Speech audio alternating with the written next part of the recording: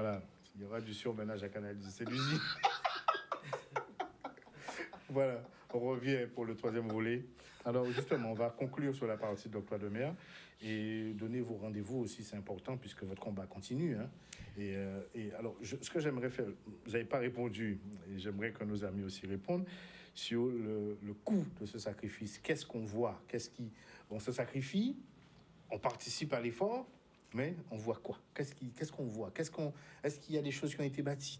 Est-ce qu'on a l'impression que nos jeunes y trouvent leur compte? Nos jeunes continuent à partir de notre pays comme si on était au Kosovo ici. Donc, chaque jeune, la seule chose, je prends mon bac et allez, en Kataï. C'est ça notre avenir. Un pays entre espérance et désespérance. Voilà. Et on est surtaxé en plus. Ça fait cher quand même. Ça fait cher et l'heure est venue et le moment est venu de se mobiliser pour un avenir meilleur. Et je prends vraiment, il faut qu'on prenne la mesure de ce que je dis, parce que l'octroi de mer ne pourra être prolongé que jusqu'au 31 décembre 2027. Et la Commission européenne demande à ce que lui parviennent les plaintes, les contestations relatives à l'octroi de mer. Et c'est pour ça que je suis là. C'est pour ça que j'ai fait venir le Parlement européen. C'est pour ça qu'on échange avec la Commission. Parce que nos territoires sont voués à être le quart-monde si on ne le fait pas. Parce qu'il n'y aura pas de relève, il n'y aura pas de création de richesse. Et de façon très claire, il n'y a aucun bénéfice pour la population avec cet octroi de mer. C'est un appauvrissement de la population. Donc je demande aux entreprises de me contacter parce qu'il faut que cela cesse. Il faut qu'on puisse avoir de l'espoir sur nos territoires. Alors, qu'est-ce que vous préconisez, vous? Si moi, je préconise... cette taxe s'en va, qu'est-ce qu'il faut faire? Alors, je préconise... Aujourd'hui, il y a des débats sur l'évolution institutionnelle. On parle aussi d'avoir un contrôle sur la TVA, de pouvoir... Qu'est-ce que vous en pensez, vous? Alors, je suis pour l'abrogation de l'octroi de mer parce que je considère que l'esclavage est aboli et qu'une loi de Colbert que personne ne veut dans le monde, elle n'est pas bonne pour mon peuple. En ce qui concerne l'évolution institutionnelle, je ne comprends pas pourquoi on souhaite une évolution institutionnelle quand on a déjà des institutions qui ne fonctionnent pas. Donc, il faudrait que l'on puisse me démontrer à quoi ça pourrait servir, qu'est-ce qu'on aurait de plus, je ne vois pas, et surtout dans un contexte européen qui deviendra de plus en plus difficile. D'accord. Très bien. Messieurs? Moi, je suis convaincu. Mais elle a quand même pas répondu à la question. Parce que ça devait s'arrêter quand, en 2020? Non, l'octroi de mer, à base. Alors, c'est là que l'octroi de mer devait s'arrêter en 2020. Je me suis mobilisée en 2020. Et on s'est rendu compte que les plaintes et les éléments de preuve n'ont pas... Certaines personnes, et le rapport de la Cour des comptes le dit après en 2024, les documents qui ont été transmis à la Commission étaient faux. Parce que ce sont les représentants on va les nommer, que ce soit le Césaire, que ce soit les représentants les chambres de commerce, qui ont parlé au nom des entreprises. Ils ont parlé au nom des entreprises, donc ce sont les détenteurs de monopoles et d'oligopoles qui ont parlé au nom de toutes les PME. Non, et le rapport a été faussé. Pourquoi je dis ça? Parce que si on fait une moyenne, entre 2020 et 2025, ça a rapporté environ 1,850 milliard à la Guadeloupe. Et comme dit Patrice, il n'y a toujours pas de réponse. Qu'est-ce que ça nous a rapporté? Mais absolument rien. Okay. L'objectif, ce n'est pas que ça rapporte quelque chose à la population, je vous le dis. L'objectif, c'est que ça renforce des acteurs en abus de position dominante. Je vais vous dire ce que notre population a vu. Notre population a vu le jeu des élus devant le tribunal correctionnel. Qu'est-ce que notre population a vu? Les condamnations pour détournement de fonds publics, faux usage de faux. Alors, si on me dit que l'octroi de mer doit servir à l'administration des communes et des collectivités, nous, quand on vient en Guadeloupe, qu'est-ce que l'on voit? Je ne pense pas que notre population ait confiance en nos élus. Quel est le spectacle dévastateur que l'on a? Quel est le service rendu à la population? Vous savez, les Danois paient beaucoup d'impôts, par exemple. Mais quand les enfants commencent à travailler, les études sont payées. Tout à fait. Il n'y a rien. Un jeune aujourd'hui, il est obligé de prendre une voiture, d'avoir un emprunt pour prendre une voiture, de payer de l'essence, d'avoir un mode de vie, c'est incompatible. 3 voitures par foyer. 3 voitures par foyer. Ça fait le jeu de ceux qui vendent l'automobile. Pas de transport public. Pas de transport public. Vous savez, j'ai été choqué de savoir qu'un samedi après-midi à Pointe-à-Pitre, il n'y a pas de bus. Voilà. Dimanche, on parle de carreau. Je ne comprends pas. Et quand j'étais enfant, il y avait des bus. Donc l'argent de l'octroi de mer, les 1 milliard, ça n'a pas acheté de bus. Non, c'est combien un bus déjà? Bon, on va clore le mon sujet Dieu. malheureusement parce qu'on a d'autres volets. On vous invite au voyage. Un billet bien cher, mais on part au Sénégal. Bien. Il n'a pas compris la transition, il faut habiter. Il faut habiter. On invite Marie Scopette. On va au Sénégal avec le billet le plus cher. Hein. Alors, avant d'aller au Sénégal, passons plutôt par le Kenya, Très bien. puisque effectivement, j'ai participé au forum, forum économique organisé par BPI France et puis ses partenaires africains qui s'est tenu à Nairobi, en présence évidemment d'une grande délégation française, puisque Ah, tu as été dans ce... oh oui, j'étais là, absolument. Oh là là. J'étais là, Privilégié. j'ai participé En culture business, c'est là. à quelques interviews, à quelques échanges. J'ai vu également en direct l'échange de Macron, l'intervention de Macron. Lorsqu'il prend la parole, il demande aux gens de se calmer, puisqu'il y a quelqu'un qui professeur parlait de Macron. culture. Voilà. Parce qu'il est d'un pays africain. Voilà, parce qu'il était effectivement dans un pays africain, mais voilà. Mais quand il est aux États-Unis, il se On dit- ne ferait pas ça. Alors, quel était le but de ce forum? Effectivement, on sait qu'aujourd'hui, la France a été... On va mettre plus ou moins- quelques images d'illustration. Ouais, Voilà. continue. La France a été plus ou moins un peu chassée, mise à la porte de l'Afrique de l'Ouest, donc en tentant un retour du côté de l'Est, sur un pays qui est plutôt pivot en Afrique de l'Est, parce que c'est un pays qui représente quand même la sixième économie, je crois, du continent africain. Très beau pays, j'étais très surpris d'arriver au Kenya, parce que moi qui fréquente beaucoup l'Afrique de l'Ouest, en arrivant au Kenya, eh bien, c'est la Guadeloupe, parce que c'est vert. C'est très vert, avec une ville où il y a des arbres, il y a de l'herbe, voilà.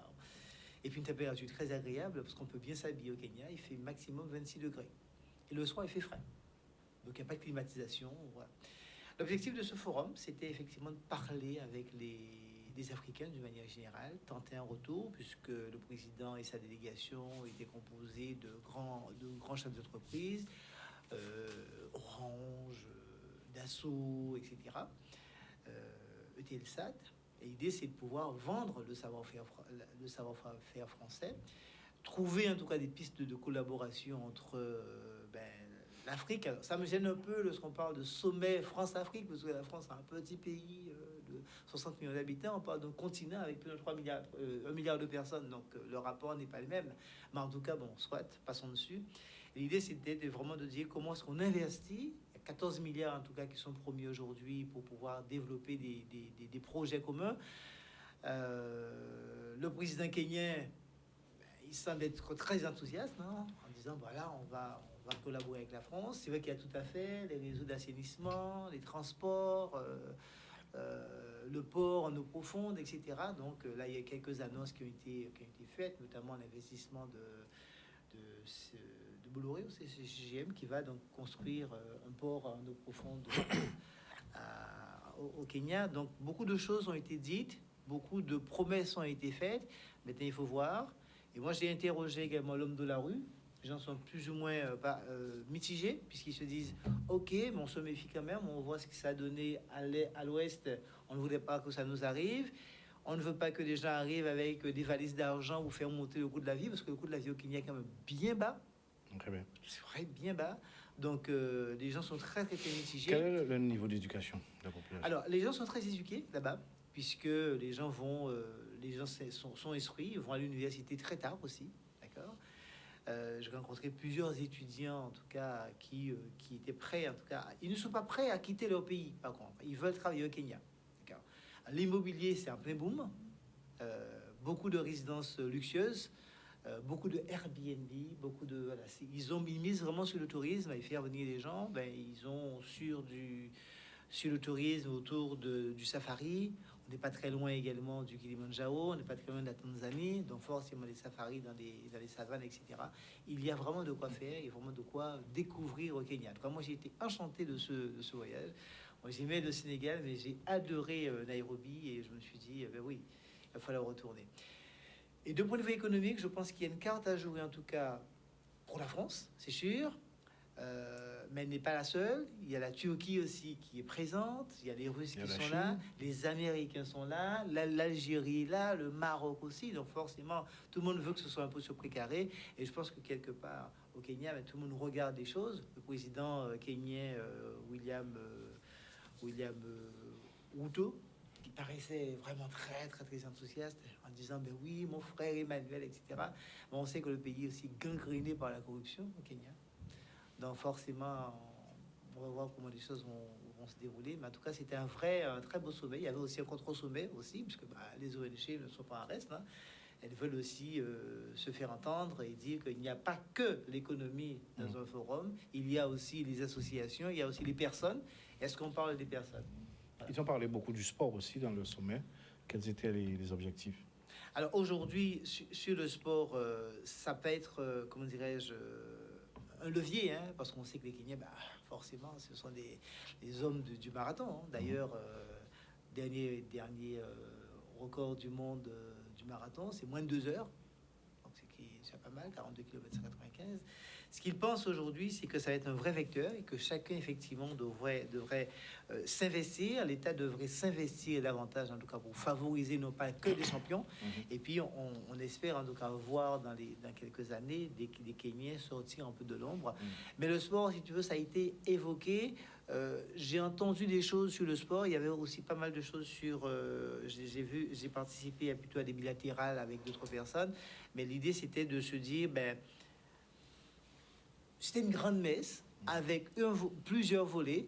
Et le sport, pour eux, ça va être un vecteur important. C'est la première fois dans le sommet économique, je vois qu'il y a un accent aussi fort sur le sport. Culture, j'ai pas très bien compris. Voilà, c'était vraiment tout. C'était présenté comme ça, quoi. En fait. Absolument. J'ai pas compris la porte qui était la grande porte qui était ouverte sur le sport. J'ai pas compris. Voilà. Et puis pour terminer, je dirais bien évidemment au Kenya, parce que je vais vendre un peu le Kenya, Hakuna Matata. Ok. Hakuna Matata. Vous avez tous entendu cette expression dans des dessins animés. Ben ça veut dire comme chez nous, pas de problème. Ah ok, c'est ce que ça veut dire. Voilà. Très bien. Ensuite, le Sénégal. Alors, le Sénégal, aujourd'hui, je traverse une crise un peu politique, hein, puisque vous savez que il y a 2 ans, Ousmane Sonko a fait élire Diomaye Faye sous le slogan Sonko Moi Diomaye, Diomaye Moi Sonko. C'est-à-dire que Sonko, c'est Diomaye, c'est la même chose.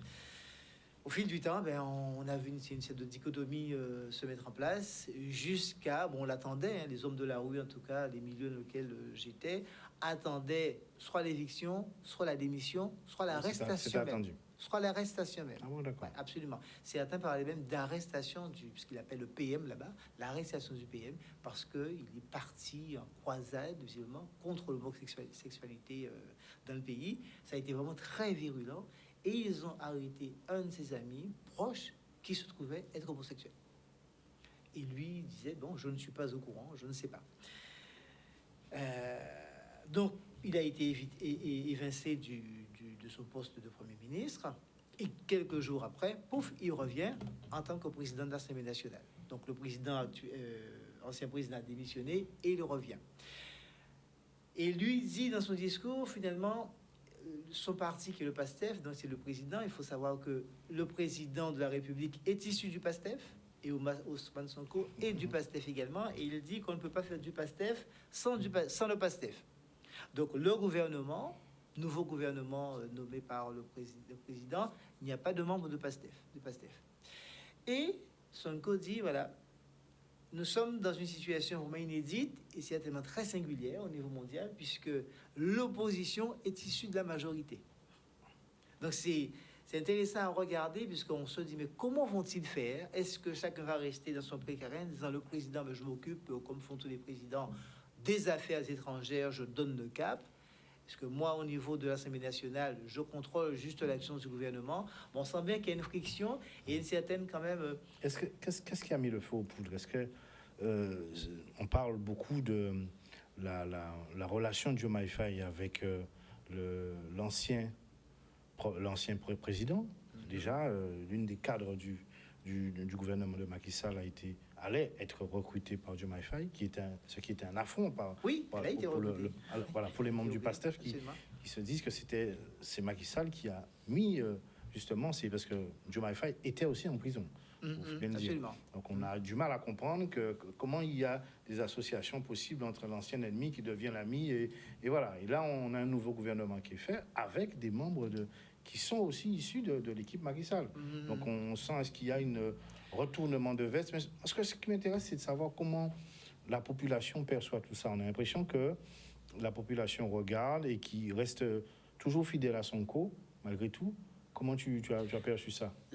Sonko, il est extrêmement populaire. Alors, j'étais, alors pas ce coup-ci, mais je crois la dernière fois que j'étais au Sénégal, j'étais au 50e... C'est le Ibrahim Traoré du Sénégal. Ah oui, mais au 50e anniversaire de grand architecte sénégalais.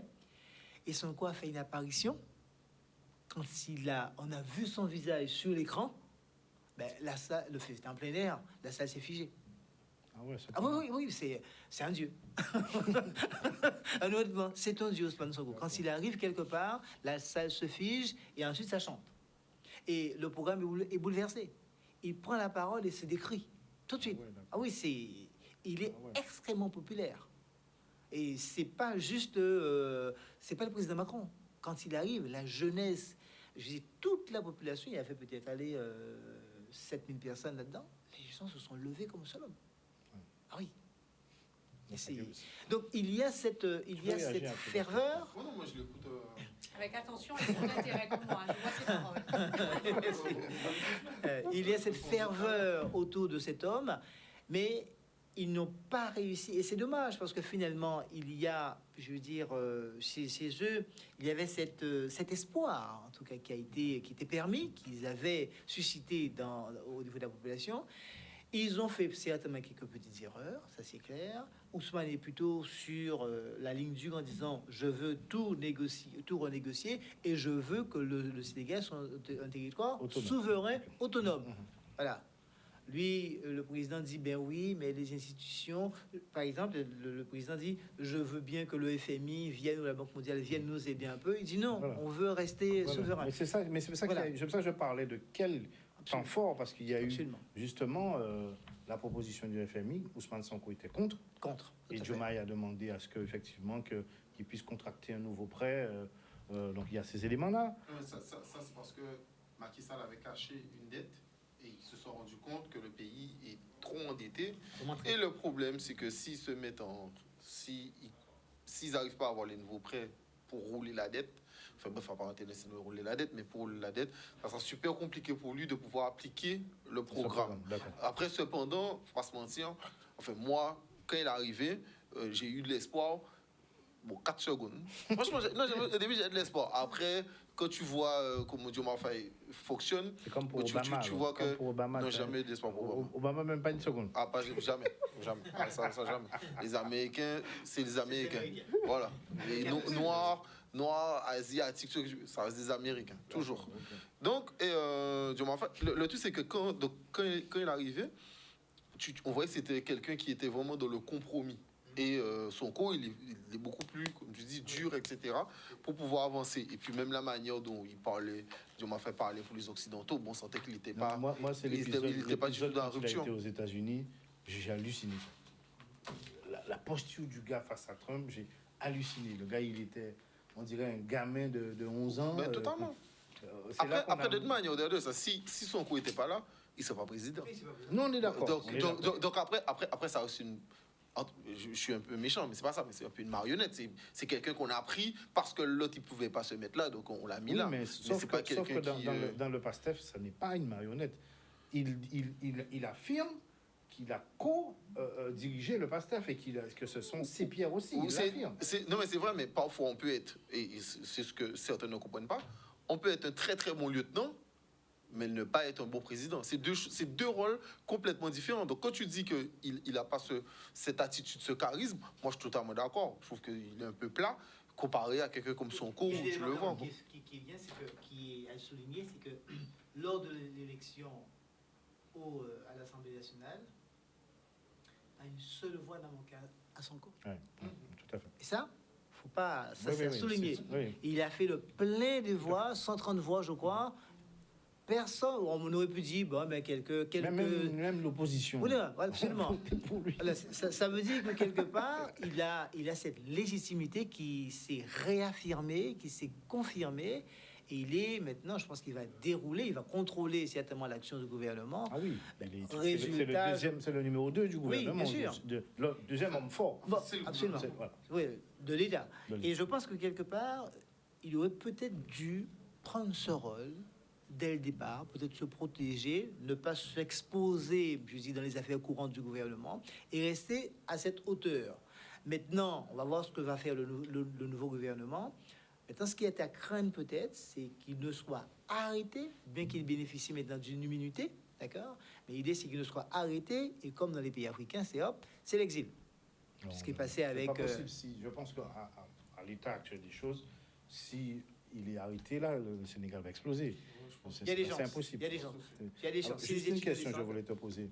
J'ai entendu sur certains groupes, et certains pas groupes, plutôt des médias africains, où on disait que c'est pour le pouvoir, il y a un seul fauteuil. Et qu'il ne faut pas croire que peut y avoir, ça peut être une banquette, c'est pas possible. Mais ce que je voulais rétorquer justement par rapport à ça, on a vu l'ami cher de Axel, Poutine, a fait cette passation avec son numéro 2, qui a été, quand il est arrivé, la Constitution ne lui permettait plus d'être président. Medvedev a été président pendant, je crois, 1 ou 2 mandats. Et ensuite, Poutine est revenu, mais Medvedev, c'est un homme de paille. Il n'y a jamais eu, là, il y a eu une banquette. Et ça n'a pas... Mais la banquette a été mise par quelqu'un qui était du service du KGB dans le côté psychologique, etc. D'ailleurs, on voit très bien, je prends l'exemple de rendez-vous, quand il rencontre Sarkozy a l'air sous, complètement drogué, parce que il a fait son travail. Et deuxièmement, quand il voit Angela Merkel, il ramène un chien parce qu'il sait qu'elle a peur des chiens, donc il ramène le chien. Donc Poutine, psychologiquement, c'est quelqu'un qui fait en sorte de détruire l'autre. Donc on le voit bien. C'est pour ça qu'exemple, ce qui se passe en Ukraine, ça le va parfaitement. Il te dit que c'est pas une guerre. En soi, il a raison. Il fait pas de tapissage. Donc ça veut dire qu'il fait pas comme les Américains à taper avec plein de missiles. Non, il avance tranquillement. Il te dit c'est une opération spéciale. Donc lui, plus ça dure, mieux c'est. Et on avance tranquillement. Par contre, j'aimerais quand même dire un truc pour revenir à ce qu'il disait par rapport au Kenya. Pourquoi aussi ils ont été jetés par rapport à l'Afrique de l'Ouest. Donc, quand on parle de l'Afrique de l'Ouest, on parle surtout de l'AES, donc Burkina Faso, Niger et Mali. Au cas où le Niger et le Mali, ils ont dit que la France paye les terroristes. Apparemment, il y a des preuves. Okay, alors, apparemment, quand ils ont dit ça, et surtout le président Tchani, donc quand il a dit ça, ils ont dit c'est un menteur. Alors, moi, je vais prendre un super article qui a été écrit par un journaliste français, donc Georges Malbruno, je le conseille. Et donc, il a parlé de cet article à RTL. Donc, c'est lui qui dit dans sa bouche que, donc oui, la France passe par l'Ukraine pour payer des agents ukrainiens, pour des mercenaires, pour arriver là-bas et soutenir les attaques. Et d'ailleurs, paix à son âme, le super ministre de la Défense malien est mort, donc par une attaque avec un camion citerne chez lui. Il voulait tuer aussi le général je me trompe, du Mali. Enfin, ça reviendra. C'est ça. Assimi Goïta. Donc, et il voulait tuer Assimi, mais finalement, donc, il a réussi à s'extraire grâce aux mercenaires russes. Là, il est revenu et ils sont en train de tranquillement reprendre ceux qui ont apparemment que les terroristes sont en train de négocier parce qu'ils sont enfermés à Kidal. Et comment ça se passe ces négociations-là? Est-ce qu'ils vont avoir des zones de repli? Alors, il n'y aura pas de négociation. Il n'y aura pas de négociation. De toutes les manières, les services russes ont déjà expliqué que eux, c'est petit à petit. Donc, qu'est-ce qu'ils ont fait? Comme j'ai dit, ils ont laissé la première fois et ils ont repris les terres tranquillement. Ils reprennent. Enfin, pour bien expliquer, il faut bien expliquer le contexte. Cette forte rébellion, ils ont essayé de prendre Kidal, mais ils ont été bloqués à Kidal. C'est-à-dire que quand on a dit que les Russes se sont repliés, c'est ce qu'on a dit, les Russes ont lâché les Maliens, ont refusé de se battre, mais en fait, c'était une tactique. Totalement. Et donc, ils les ont enfermés maintenant dans Kidal parce qu'ils avaient la possibilité de sortir, de repartir vers l'Algérie, qui permet à chaque fois aux forces belligérantes de pouvoir se replier à chaque fois. Et là, clac, c'est fermé. Maintenant, on négocie. Est-ce qu'on peut sortir et tout? Maintenant, ils ne sortiront pas parce que de toutes les manières, on a vu que beaucoup d'accès ont été bombardés par des drones, etc. russes. Donc on sait que là, non, il ne faut pas forcément négocier. Et d'ailleurs, ils ont mis des primes pour donner n'importe quelle information sur des chefs djihadistes qu'ils ont besoin de tuer. Je crois qu'ils en ont déjà tué 2, donc ils vont continuer de toutes les manières. On se rappelle la fameuse phrase de Poutine qui dit « Même dans les chiottes, j'irai vous chercher ». Donc bien sûr que les Russes iront les chercher avec les Maliens, ça c'est sûr et certain. Donc voilà. Et pour finir, rapidement, parce que je sais qu'on doit terminer, il y a quand même la guerre Iran-États-Unis. On espère bientôt que ça va se terminer. Mais on voit quand même que les Iraniens tiennent, alors que beaucoup ne pensaient pas qu'ils auraient tenu. Mais ce que j'aimerais quand même dire, c'est que la Chine, c'est 3000 ans d'histoire. En fait, la Chine actuelle, je parle. Les Iraniens, c'est plus de 2500 ans. La France, c'est à peine 1000 ans, au cas où. Donc, c'est un peuple perse, il y a beaucoup d'ingénieurs. On parlait de compétences tout à l'heure, c'est un peuple qui est très compétent et très intelligent. Oui. Donc, c'est des gens qui ont préparé cette guerre depuis un moment. Donc, ils continuent à faire ce qu'ils ont à faire. Et une école a été bombardée en Russie. Depuis, Poutine a lâché Orachnik, donc qui est un missile hypersonique avec des têtes nucléaires. Donc là, ils sont en train d'avancer sur Kiev. Ils ont déjà dit à tout le monde d'évacuer Kiev. Je pense que peut-être qu'ils vont raser Kiev si ça continue comme ça en tout cas. Okay. Paul, pour la conclusion, tu repars quand? Alors normalement, je devrais repartir à Dakar d'ici le mois de fin du mois, d'accord. L'idée c'est que finalement, je n'ai pas pu mettre en place mes différents projets, donc j'ai un événement effectivement familial, si je veux rentrer rapidement, donc je repartirai fin du mois et devrais être de retour certainement au mois d'août. Alors, ce qu'on va faire régulièrement, on fait des points depuis là-bas. Donc, tu auras tout ton matériel pour pouvoir porter l'information depuis l'Afrique. Alors, moi, un sujet que je voudrais te soumettre, c'est sur la question des dessertes, au niveau transport, comment dire, j'oublie le terme. Les avions, voilà. Donc, il y a eu des avancées. Donc, je crois que c'est le Ghana, je crois, qui a fait avec la Barbade, je crois. Il y a des choses à analyser, mais ça bouge beaucoup. Donc, il faut qu'on suive ça parce qu'il y a un enjeu pour, pourquoi pas, faire en sorte qu'on trouve des débouchés en termes touristiques, en termes de coopération culturelle, agriculture aussi, parce qu'il y a des besoins. Notre agriculture, il y a beaucoup de techniciens en Guadeloupe qui peuvent peut-être pouvoir faire des projections, des échanges, et ça peut être bon pour l'économie aussi. Il y a un boulevard, en tout cas notamment sur le Sénégal, il y a un boulevard en matière économique pour nous, d'accord. Et ils sont demandeurs. Je prends par exemple les producteurs de mangue là-bas. Le Sénégal doit produire 20 à 30 000 tonnes de mangue par an, je veux dire. Il faut de plus en plus de débouchés. C'est ça, il y a énormément de choses. Il y a des choses à faire. Il y a beaucoup de choses à faire. Un mot de conclusion et votre numéro de téléphone si vous voulez être jointe ou vos contacts pour... Alors, écoutez, très bon voyage en Afrique et c'est effectivement le territoire d'avenir. Alors, si l'on veut me contacter, on peut m'envoyer un mail à administratif@mariscopet.com ou bien mon mail personnel mc, donc mes initiales, @mariscopet.com. Et j'ai un site internet, mariscopet.com, et mon numéro de téléphone, le 07 88 39 18 61. C'est le moment de se mobiliser contre l'octroi de mer. Donc, contactez-moi. Vos plaintes seront transmises à la Commission européenne.